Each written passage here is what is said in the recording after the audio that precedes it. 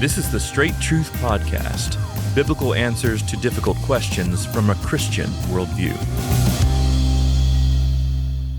Okay, Pastor Richard, you've now been a husband for almost 40 years, and of course you've been in pastoral ministry for the exact same time. Pretty astonishing, actually. As long as you've been married, you've been in pastoral ministry. True. And you and your wife, of course, have raised 4 children. You have 8 grandchildren now. I wonder if you can just do a little bit of a backward glance, look back at your 20-year-old self, and think through what sort of advice would you give yourself in retrospect now. And we've talked a lot about training up younger pastors and that sort of thing, but maybe for you specifically, what advice would you give yourself for you in terms of pastoring, marriage, and raising children? It's interesting. I received in the mail a recent book by Jason Allen. Dr. Allen is the president at Midwestern Seminary, and the book's called Turnaround. And it's a book where he tells the story of what the Lord has done at Midwestern, but also just a book about leadership. And I was looking at that this morning, and I thought he made a really good point when he I think it was Stephen Lawson, Dr. Lawson, who had given him this advice when he was a young man, that the most important area of leadership he would have is what he has today, what he has right now. And I think as I look back at my younger years, unintentionally, I don't know that you're doing it intentionally, and I don't know that it's altogether avoidable. I think some of it's just by virtue of age, but you live a lot in your future, where you want to get to, what you want to do. Greener grass, Well, just things that you're pretty sure you're going to arrive at, but you're in a hurry. You're in a hurry to get there. And I think if I could go back and talk to my 20-year-old self, one thing I would certainly emphasize is enjoy this moment. Live in this moment. You may not have another one. And that's the foolishness of the constantly looking forward, is we're not guaranteed beyond this moment. So enjoy it. And that would be true across the board of the 3 things that you mentioned. As a husband, enjoy this day. As a father, enjoy this moment. As a pastor, love these people, serve these people, enjoy this situation. So I think that's one thing. Tied to that in all 3 realms would be patience. If I could go back, I think I have learned by God's grace some patience over the years. We tend to be so impatient. We tend to treat little things like they're big things, and so you make things more important than they are in all 3 of those realms. You and your wife have some area of disagreement. It's really over nothing, but you both act like it's some big thing. Your children, they're little sinners in need of salvation, and so they're going to make mistakes. They're going to do things wrong. They're understanding that in a way that allows you to patiently love them well. If I could go back, I'd do that better. And the same is true with church life. So, some things that seem so big are not that big. Just walk through those things calmly and understand what they are. But some of those things, honestly, Josh, you don't know until you've walked through it. I think about church ministry. Some of those issues that seemed so big to me back then, I think I would walk through differently now because I've had more experience with it. And as you walk through those issues, you realize that they deserve more calmness than you've evidenced in the past because it's going to be okay.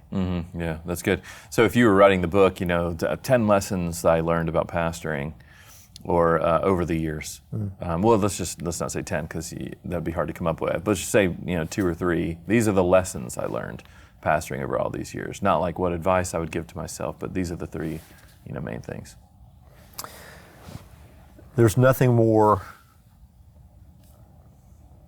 glorious, miraculous, and I use that word advisedly because it seems like we're always looking for the big thing. There's nothing more amazing than simple faithfulness, because you look up over time and what God produces through that faithfulness blows you away. It's like you think that to see certain things happen would require extraordinary matters to take place, and you just put your head down and you pray and you preach the word and you love people and you surround yourself with people who are committed to the same principles, and then you look up and what the Lord has done amazes you. And so if I could, it's a lesson, and if I could exhort younger men than myself, I would just exhort them to be faithful. And they don't have to be pastors. The same is true in family life.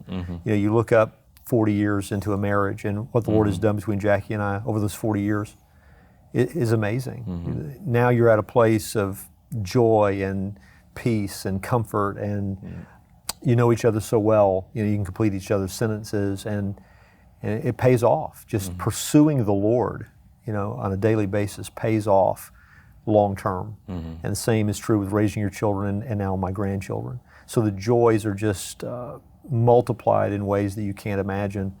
And it happened one moment, one day, one decision at a time. So that would be one lesson. I think the second lesson is, as young men, we tend to be competitive, and tend to, as a result, we would never call it this, but maybe even little bits of jealousy mixed in here or there. And what you learn is the joy of watching others flourish. Yeah, that's good. Watching their gifts maximized, watching their influence maximized. The joy of teamwork, joy of being a part of a team, and whatever role you have on that team, it's the team that matters, right? And then ultimately it's the glory of God that matters in our case as believers and as people in ministry, but it's the team that matters.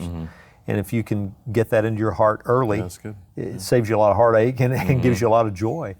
So I think that would be a second thing. And then the third thing I would say is, I think, and this is hard to say and it's sad to say actually, but I think there's a sense in which when you're younger, you feel like, and you know better than this, you would rebuke yourself for this, but you feel like the ministry is privileged to have you.